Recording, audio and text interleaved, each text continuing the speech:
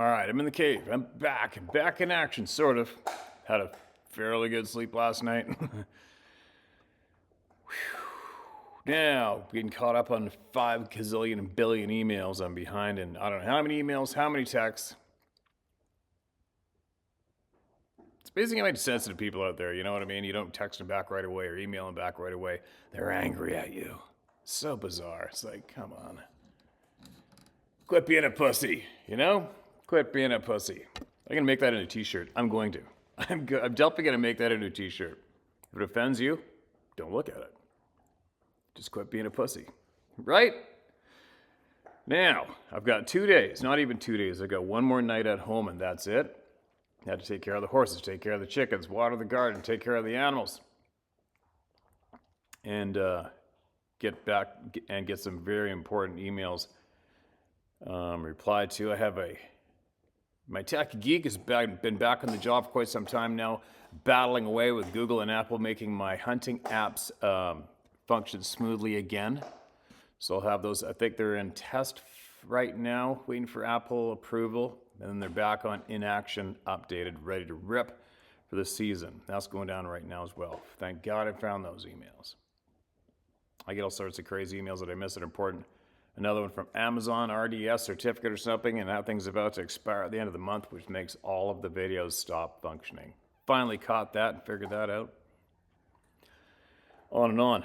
Now, before I start getting more of these people, these important voices heard, remember I was all excited a few days back, late at night, and I was trying to figure out how to save a Facebook video, download it to the computer because I could reshare it, and I figured it out.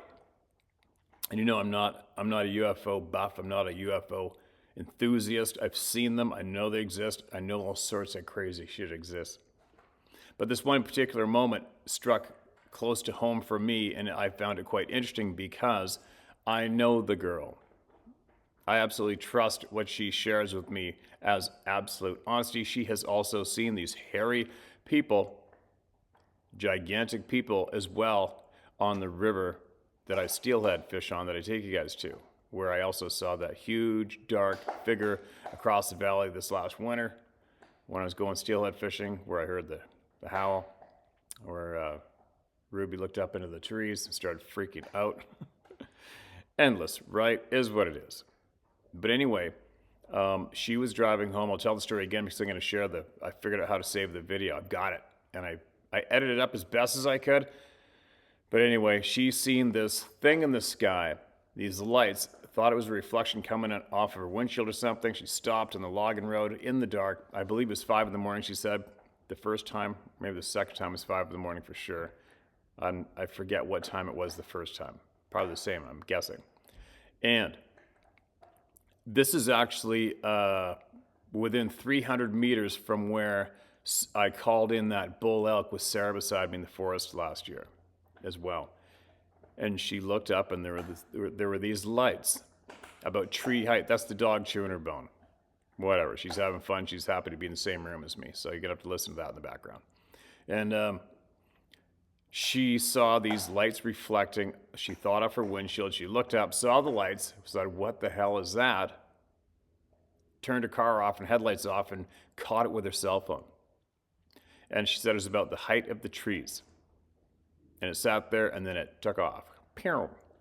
And then the next time, I forget how much longer later, it happened again. But this time she said when she shut her car off and lights off, all the lights shut off in the sky. So it was dead silent. So there you go. I caught it, and now I can share the video here, edit it up a little closer. I tried to change exposure, but I couldn't. I could not make it any brighter. I was hoping if I could have brightened up the exposure, then maybe we could have seen exact shape of what was making those lights light up. But I put it in slow motion. What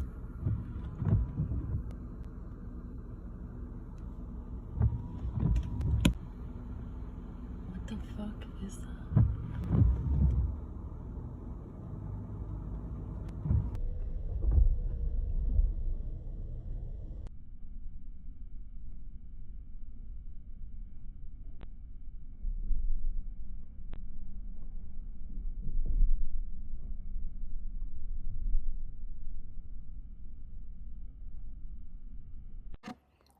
Crazy, right?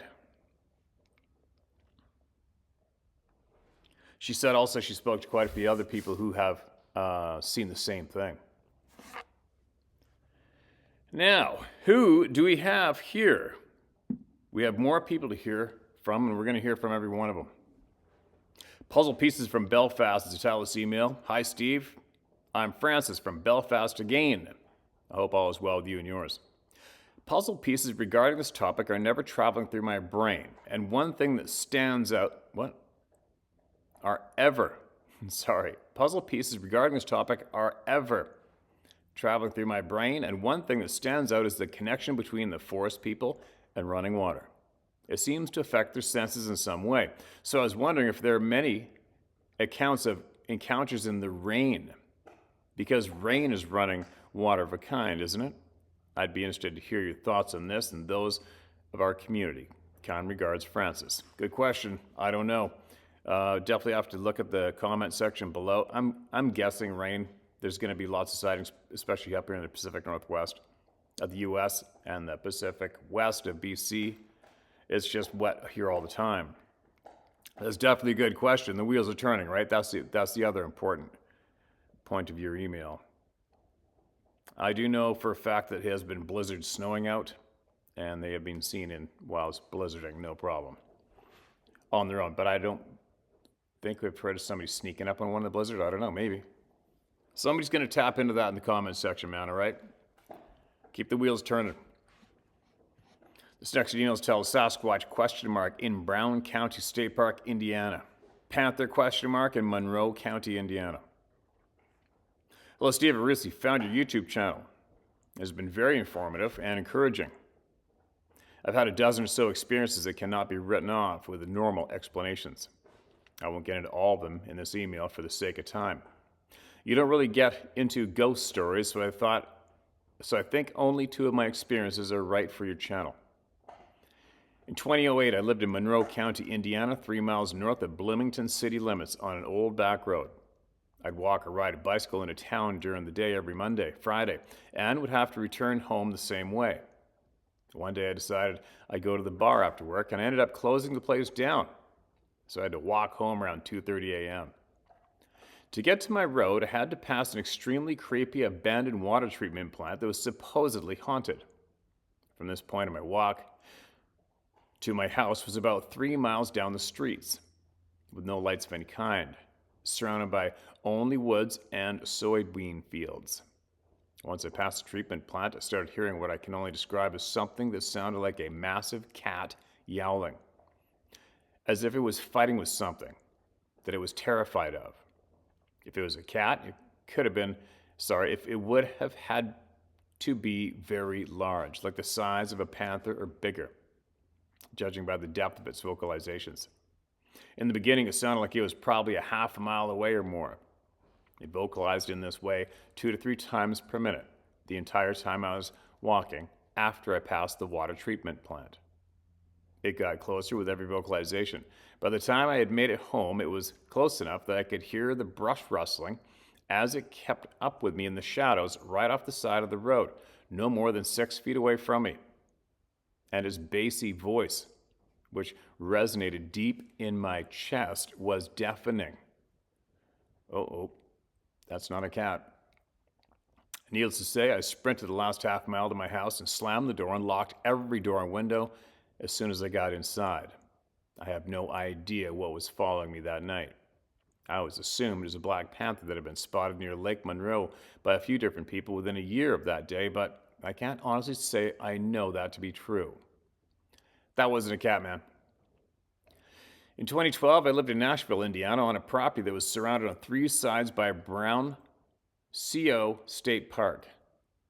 I would go on morning hikes with my 2.5-year-old chocolate lab at least a couple times a week, normally around 6:30 to 7 a.m. One morning, we started off on our hike, and the sky had started to show signs of the sun rising, so I didn't bring any flashlights. It took about 30 minutes to get to any dense woods, so I figured it would be light enough out to see in the woods before we got that far. Unfortunately, that day turned out to be a cloudy day, and it didn't get bright enough to see very far in front of me until much later in the day. My dog was not the kind of dog to spook easily. She chased deer and wildcats all the time and even approached a 10-foot alligator in Louisiana and chased it away without fear. Lucky dog. Too many videos of those popping up of alligators killing dogs. Creepy to watch. Back to our morning hike. Once my dog and I got into the dense trees, it was still very dark. About a mile and a half, and all of a sudden 2 bright red lights popped open about 30 feet ahead of me on the trail and approximately 6 feet above my eye level. I assumed we'd gotten to an area where there's a sharp curve in the trail with a steep hill to the left of it. I figured what I was looking at was either a large wild cat or a huge deer up on the hill, based on the distance between the 2 eyes. Every hair on my body was standing on end, and everything in me was screaming, "Run!" Which didn't make sense to me because since I was assuming this was most likely a deer, but my dog froze in her tracks also, then let out a whimper and kept trying to get me to retreat. I stood there frozen for a minute, eyes locked with this creature. After a minute, this creature stood straight up, now 10 to 12 feet above my eye level. Then the eyes turned, and I heard what sounded like a bipedal creature running through the thick blanket of dried leaves that covered the ground, with very long strides between the footfalls.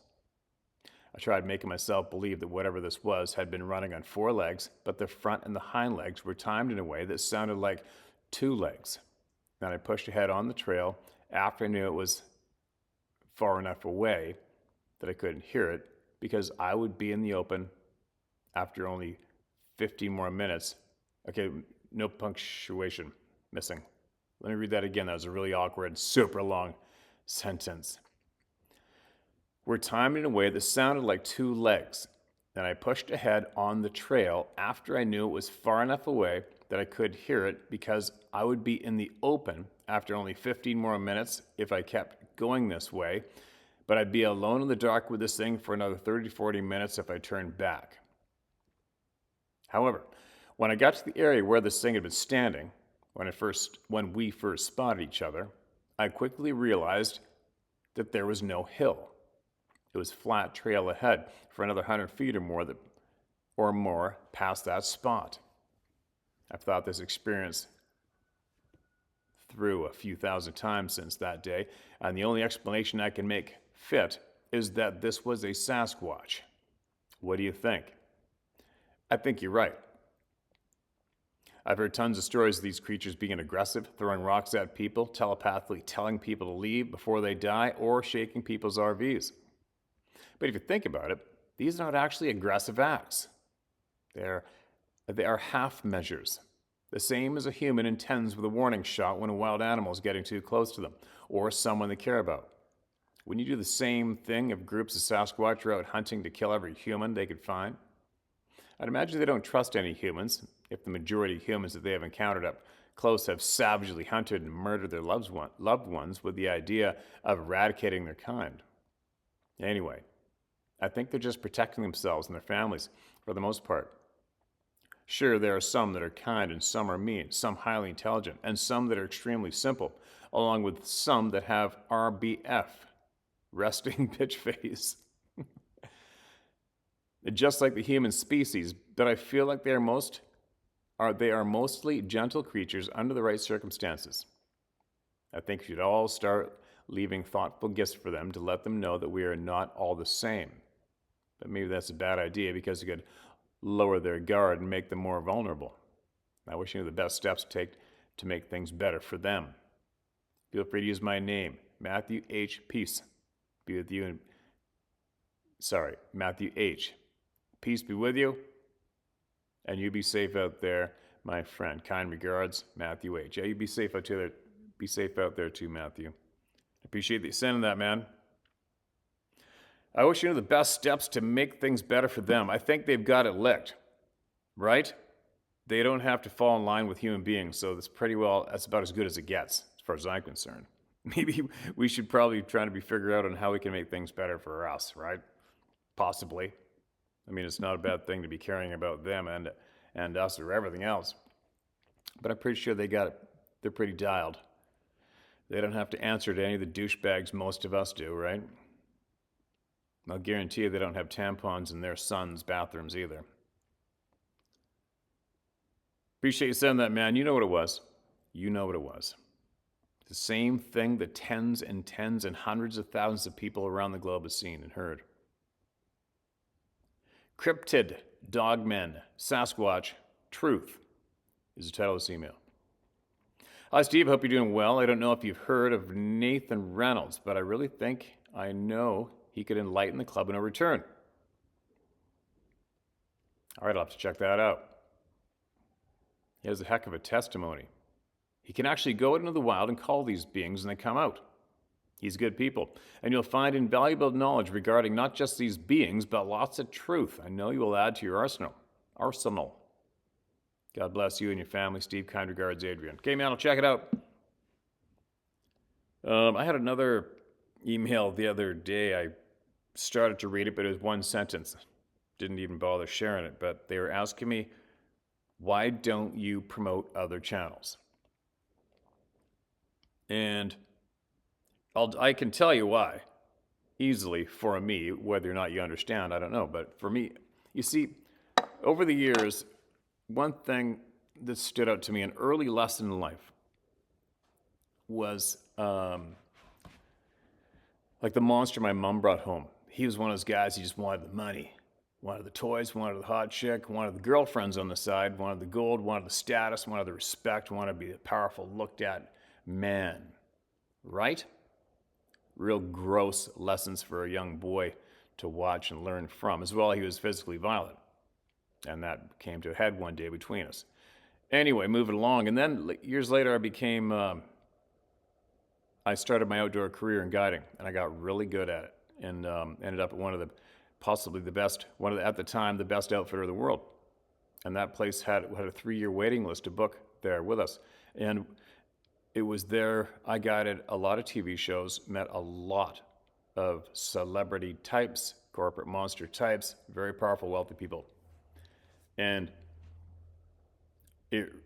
I learned earlier in life of the trait that a lot of people have where they really want to be watched. They want to be watched. They want to be looked at. They want the praise. They want to be popular.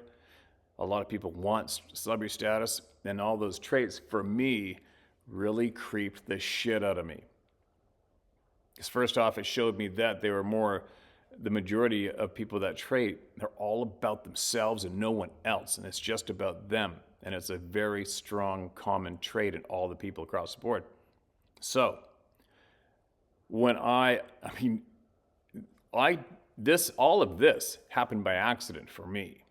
I wanted when I first made my presence known online, it was to help people and share knowledge. I think that one of the first things I did that gained me a lot of popularity was just trying to teach people how to deal with an overpopulation of problem wolves. And I wanted to teach people how to take care of it. That was the first thing that I clued into. I said, oh, wow, this is crazy. I can show people how to do this?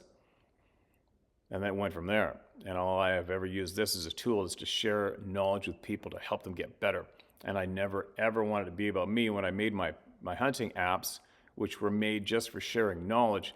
When we were trying to get them out there to the world, my friends who actually worked at Amazon said flat out, you got to tell people who you are and what you've done. I'm like, I don't want to. I don't want it to be about me. It can't be about me. Like, I was so adamant about it, especially after some of these raging psychopaths that I guided in the woods who had TV shows. And you see what goes on. You see their personality flaws and their traits and what they do to other people so that they can be in the eye of the camera. I did not want to have anything common with those people at all costs. So that's why. And now for me, it's very easy for me to see when there are people out there online that I see as true, authentic, good people who are their own person, right? They're their own person. They think the way they think. They do what they do on their own, and they share with people to help people. And then you got other people who just want to be seen. They want to build up an audience. They want to be a YouTuber. I have nothing. Me and those people have nothing in common. They creep me out, and I distance myself from them. You know what I mean? So I hope that little spiel made a lot of sense, because Again, I never rehearse anything, but that's why I rarely share channels, because the majority of people out there just want to be seen. They're trying to figure out how to get an audience. They're trying to figure out how to become popular. That's why. Me and those people we don't even share the same road at all. I only, when I come across people on my own who I feel are legitimately, they're not trying to build up an audience. They're not trying to be seen and well-known and popular, or brush elbows with known people, name dropping and shit. What's it called? Clout, so they can gain clout. When I find people, humble people who are naturally frickin' interesting and helpful, I'll share them. And I've been duped by a lot of people, trust me. A lot of people have come on to be pretty heavy in order to help themselves. Now, moving along. Hey Steve, I've been following your channel for over a year now and decided it's time to share my story. Right on. It was back in June of 2000 when my encounter took place. I was 1 year out of high school, and me and a buddy were driving around the country. It was a hell of a trip. We spent the entire month of June that year just driving and camping our way all over the country. This is starting to sound familiar. I think this is an older one. It may have been read. All the way from the east coast to the west, making a huge circle around the country. About halfway through the trip, we're somewhere in Oregon, and it was a rainy, windy, shitty night. I've been driving for most of the night and decided to just pull off the road and sleep until morning. No point in trying to set up camp in the rain and in the dark off the side of some desolate road. My buddy didn't feel like driving at that point either, so we found a spot and parked not far off the side of the road. Again, we were in the middle of nowhere in Oregon. No GPS and no cell phones. We had an atlas with us that my father used to use as a truck driver. That was how we navigated. Anyway, within minutes, we were both passed out. The car we had was his grandmother's '83 Oldsmobile Cutlass Supreme. She had given him a month or so before our trip. It had old school dim halogen headlights and crappy wipers. Rear wheel drive. It was a boat of a car, but it was great for long distance cruising. So, there we were, passed out in the car in the rain for a good couple hours, when all of a sudden the car shakes. We both wake up wondering what the hell shook the car. We figured it was probably a gust of wind since it was such shitty weather. No biggie. Well, less than 5 minutes later, the whole ass end of the car got pushed about 6 feet in one direction. That'd scare the shit out of anybody. We both spun around and saw nothing out the back window. It was pitch black where we were. I immediately switched the headlights on and started the car. Still nothing to be seen. At this point, I'm fully awake and pretty much shitting myself, as was my buddy. I remember the next part like it happened 5 minutes ago. As I looked over at my buddy to tell him, we're out of here, I could tell something was next to his window. Something huge. I tried to speak, but nothing came out. My buddy was looking at me, and I was staring out his window in shock and fear. I couldn't move. I was frozen. He then turned to see what I was looking at, and at that moment, 2 giant yellow eyes appeared. But they weren't right next to the car. They were a short distance away. We were both frozen stiff. As at that point, the car got rocked again, this time side to side. Well, that was enough to snap me out of whatever trance I was in.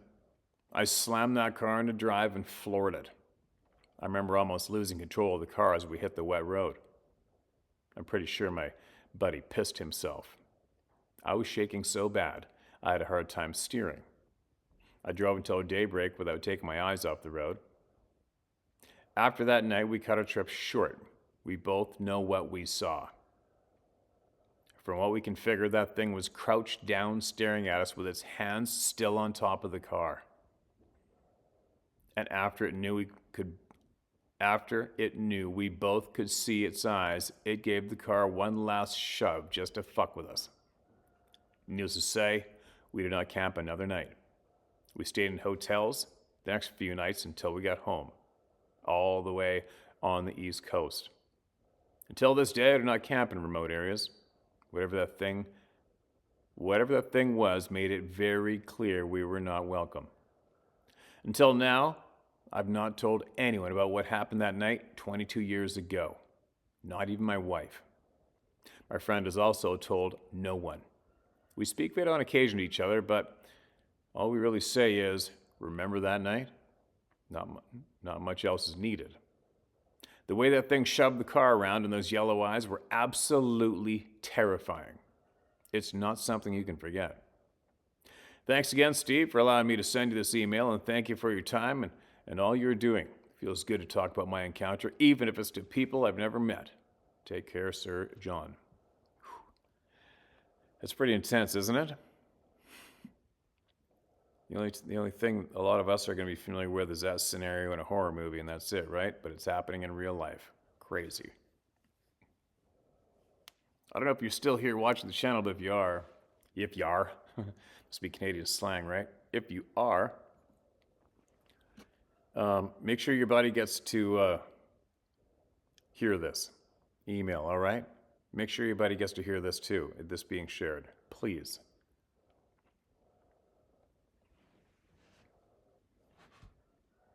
That reminds me, I'll never forget one night I was broken down. If you can Google it up, I was broken down in the Clanawa. There's a shortcut going to Bamfield from Cowichan Lake, and I was broken down in the middle of a storm on a remote bridge, logging road bridge, taking a shortcut in my truck, no power.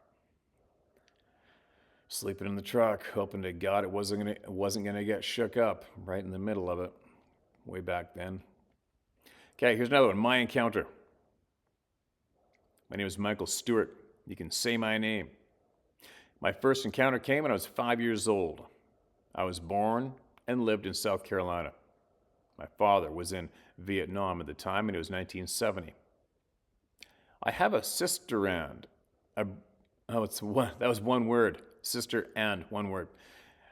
I have a sister and a brother. They're both 8, 9 years older than me. My brother being the oldest. Of course, I used to stick to him like glue. And of course, him and his friends were always going into the woods, which we were surrounded by. It was great playing in the woods.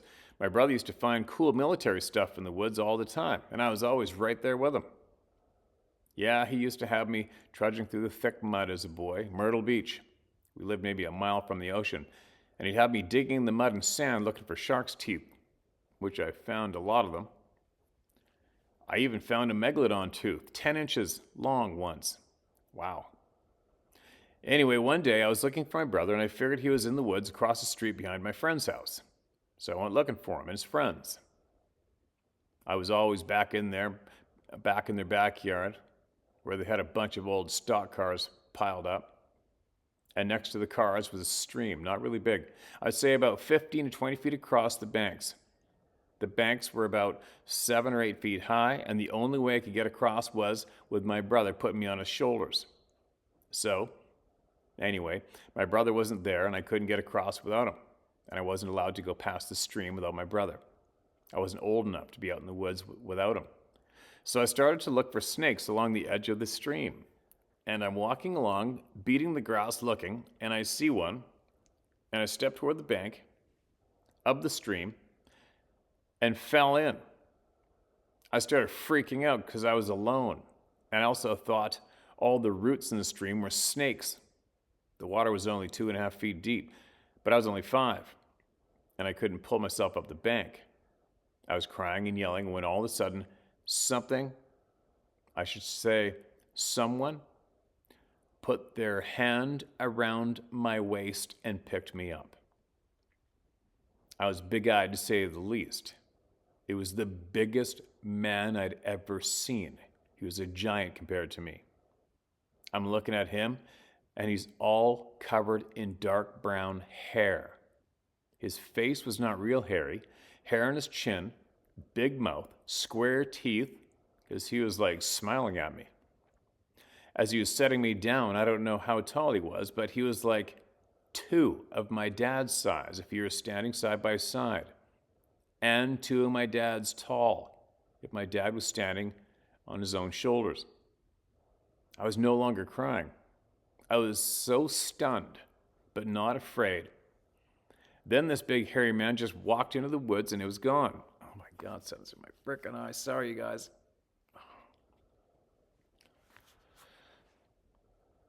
About 10 minutes later, my brother and his friends showed up.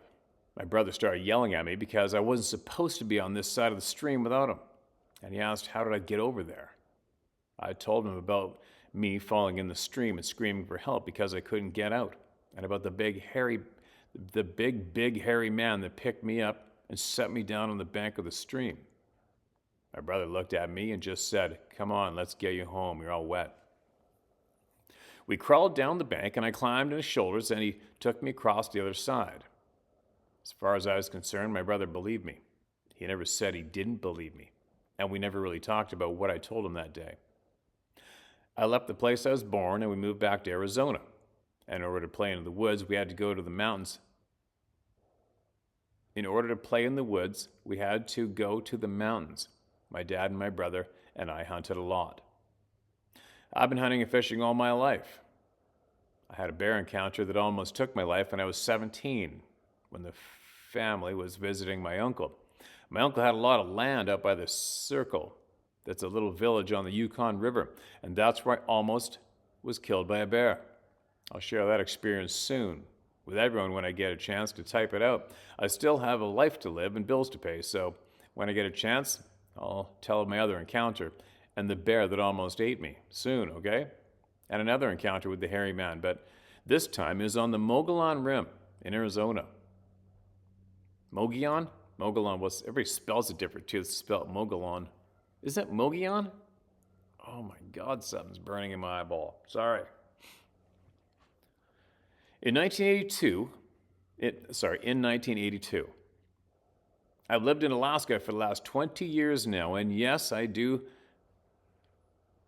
see the sign of these sabe up here, but I've only felt like I'm being watched so far. Take what you want and leave what you don't want, and that's my truth. Steve, this is for you, brother. Okay, hold on a minute. All right, read it and I got you.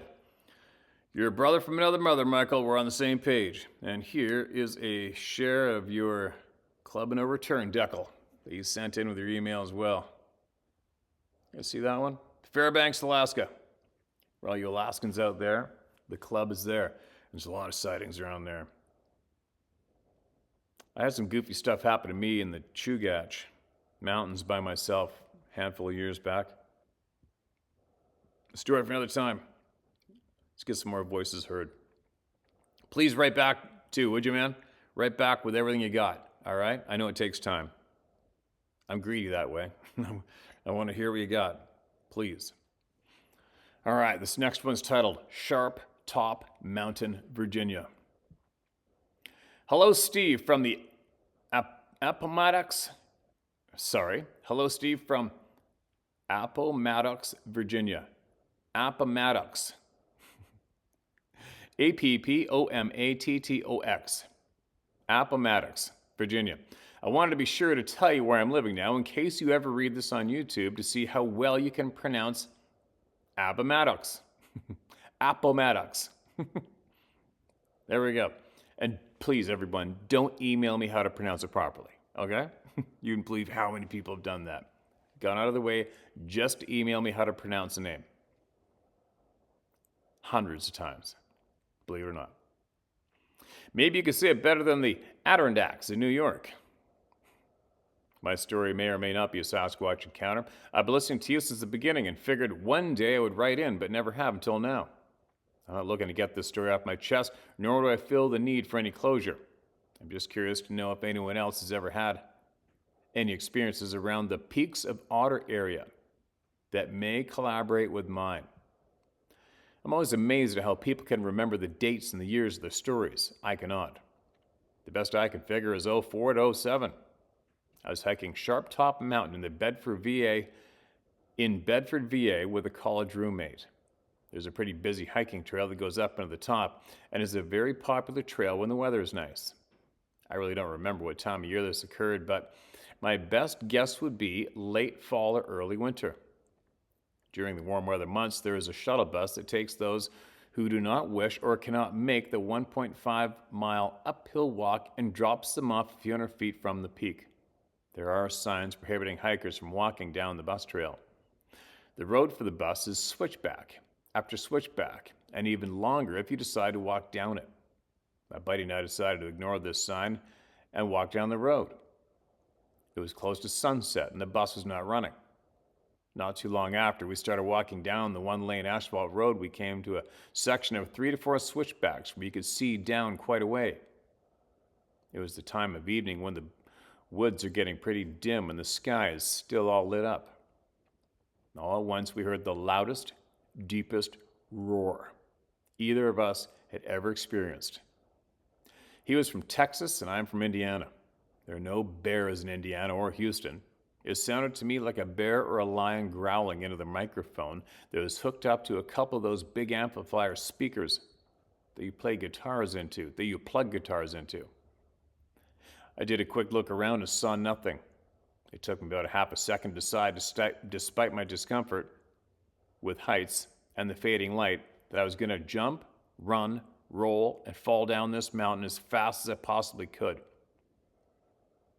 Whatever bones I broke or scrapes I got were fine with me considering the alternative.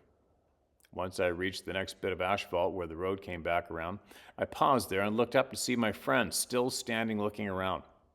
I remember him looking up at the sky saying, "Look at the birds." At the time, I could not possibly comprehend what and why he was still standing there and why he was bird watching. I guess everyone reacts differently to some situations. I yelled back for him to run. Looking up at him, I did notice what he was talking about. The sky was filled with birds flying overhead. It was like when someone fires off a round and all the birds take off from the trees. In this case, it was a deep guttural growl that we could feel vibrating through us instead of a shotgun that was making the birds all take off in unison. Eventually, he did follow me as the two of us slid down through the trees and over the rocks until we were far enough away that our fear had turned to adrenaline. We jogged down the road back to the parking lot. Our adrenaline was still going long after, and I remember stopping at the first gas station we came to tell the stranger behind the counter that a bear just ran us off the mountain. They were not nearly as interested in our story as we were. I know what you're thinking. I've heard you read enough of these, and I can see you lowering your head and looking at the camera and saying something like, "You know what you heard. You wouldn't be writing this email if you didn't." You're probably right. I would say I'm 60 to 40 Sasquatch to bear on this one. Virginia has black bears. They are skittish, and from what I understand, unless it's a mother with cubs, they would have heard us coming and scampered off without us even ever knowing. We were not being quiet. We weren't thinking anything but bear at the time. I guess I'll never be certain unless I were to be growled at by a black bear and could compare the volume to what I heard almost 20 years ago. It wasn't until years later, after hearing a story after story read by you about the incredible growls, that you made it click in my head that maybe this is what I heard. Before writing this email, I called up my buddy, who has since moved back to the Houston area, to see if he could remember the time we got growled at by the bear. He did. He recounted the story just as I remembered it, birds and all. How it was so loud, and the bear must have been so close so we could feel the sound vibrating through our chests. So, Steve, what do you think? How loud can black bears growl? Is it possible that that's what it was? If you ever read this, I'd like to ask anyone else if they had had any other type of similar experience, Sasquatch related, near the peaks of Otter. I did hear you read one story from the Bedford, Virginia area previously. There was a lady with 3 orbs that burned through her window screen, and they tested the screen for radiation. My memory is not solid on all the particulars of that story. I do not question the existence of Sasquatch. I know that there are spirits among us. I believe the Bible. It describes the Elohim, or spirits of sons of God, the Nephilim, the gods of the earth, the angels, messengers, heavenly hosts, demonic possession, Satan, necromancy diviners, prophets, false gods, the council of God, even talking donkeys. It's an amazing book. The earliest scrolls that have been uncovered are thousands of years old and do confirm its reliability through the ages. The stuff isn't new and not intended to be a mystery. Most people just don't like to acknowledge it for some reason. I don't doubt the Sasquatch could be, and most certain, are related in some way. I could go on and on about what I think these are based on the Bible, but you've read it before, so I'll end it there. Well, one more thing. I want to recommend an author that's been brought up before in one email you read, and don't worry about promoting his name on the internet. Don't worry about promoting his name on the internet. He passed away a few years back from cancer, and he isn't going to benefit any. His name is Michael Heiser, Heiser, and he wrote a couple of very interesting books about the unseen realm. In fact, one is called The Unseen Realm, and I can't remember the name of the other. Something about Mount Hermon, and he explains the Watchers from the book of Enoch in that one. It all seems to jive, and so many things click for me in my head when I hear you read experiences after listening to his books. He does have some YouTube videos explaining his books if you don't have time to read them, though. Thanks for doing what you're doing, and keep it up. Oh, I will. Appreciate you sending that in, man. Appreciate you sending that in. No, it wasn't a bear. It wasn't a bear. And you know what? I have heard every sound you can imagine coming out of both black bears and grizzly bears. From being scared, fighting with each other, to huffing at me, snarling at me, and the growl of a Kodiak brown bear is something else, but it doesn't rattle your body in any way. You don't feel it physically at all, although it is like a 45-gallon drum, deep, dark.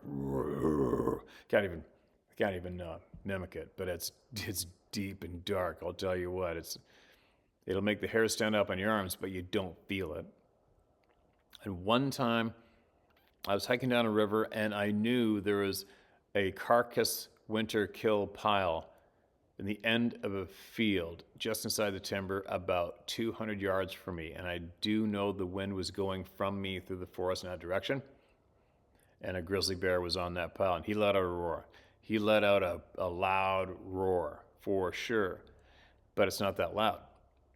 And I know it's a big bear. It's enough to make you go, whoa. But it definitely didn't make you feel it. It doesn't vibrate your chest. It's nowhere near loud enough to vibrate anything. But you can hear it. You could hear it over top of the roar of the river beside me. No problem. But there was no question about what it was either.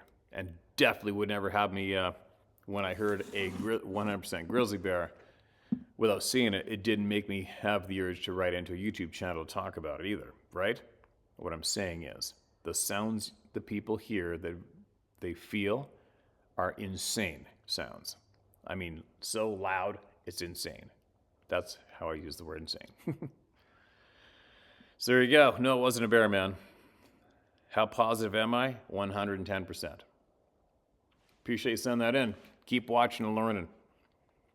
And share with us again when you get new, good knowledge for the people. No title in this email. Hey, Steve, talk about blowing a person's mind. The things I've heard and have just really noticed lately is still hard to believe. But believe I do, no matter how much people try to convince me otherwise. We have a cattle farm that surrounds our property, and the sounds that come from those fields are not normal. Anytime I mention it to anyone, they act like it's just the cows. Bullshit is what I say. So many crazy things have come to the surface in this past year. I've not completely figured out exactly what's going on around here, but I'm sure from my neighbors' actions they have an idea of what. But everyone seems scared to death around here. When I try to talk to the man I've been married to for 35 years, he will have nothing to do with talking about the things going on. Sadly, that's a common reaction. And it makes it clear in a treating way. He's not the person I met and been with for so long. Like a totally different person from the look in his eyes, his appearance. I've noticed so much change that I've compared past photos of him to now and the man in the photo and and the one that's there does not have the same soul. He's out in the woods behind our property a lot. His reason is for growing his medication. My opinion is, I don't know what's happening while being out there, but something has.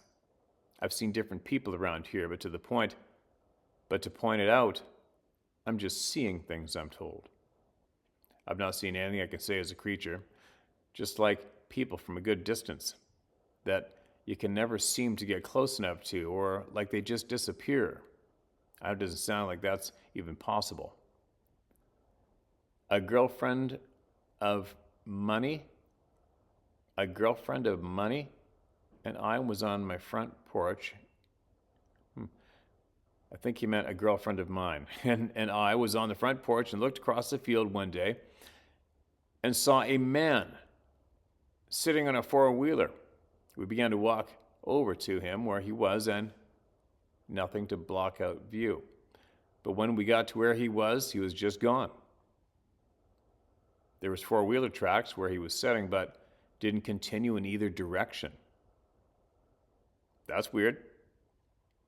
There's a lot more I can tell you, and all is just my opinion. But have been warned in a few words, it wouldn't be good for me to continue asking about anything that I have thought on this crazy shit going on in our world today. So please don't mention my name. For the time being, I'd rather this just be for you to read.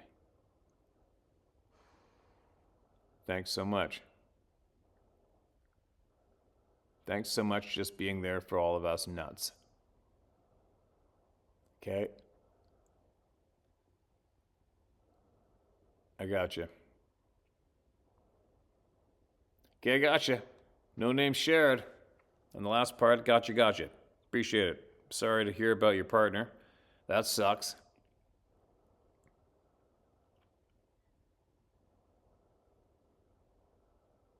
All right.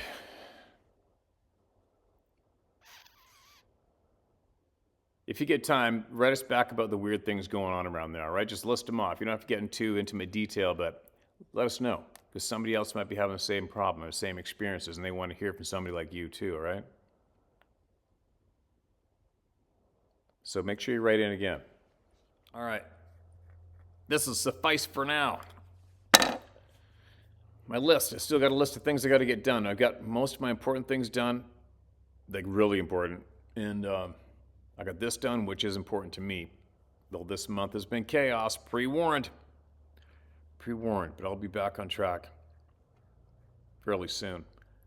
Now I'm going to donate a couple hours to getting packed, start to get packed to go up north to save time, because after my last day's fishing, it's going to be gangbusters, like go, just to be there. I have to be there for opening. I have to have Sarah in the woods for opening morning, I believe, for my best chance to get her first elk.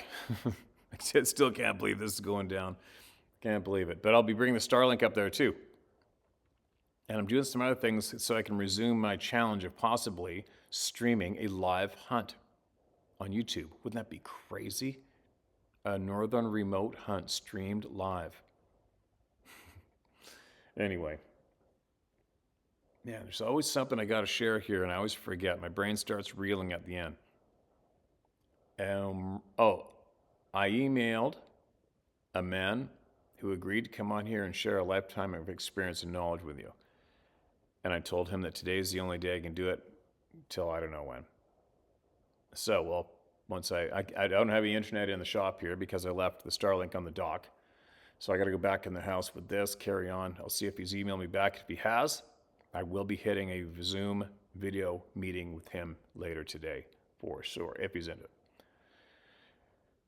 And I think that's it for now. Sarah's away until Tuesday. When she gets back, she'll be stuffing all the envelopes again with everybody's decals, stickers that are literally around the world. The Club of No Return is global. So there you go. It's Saturday.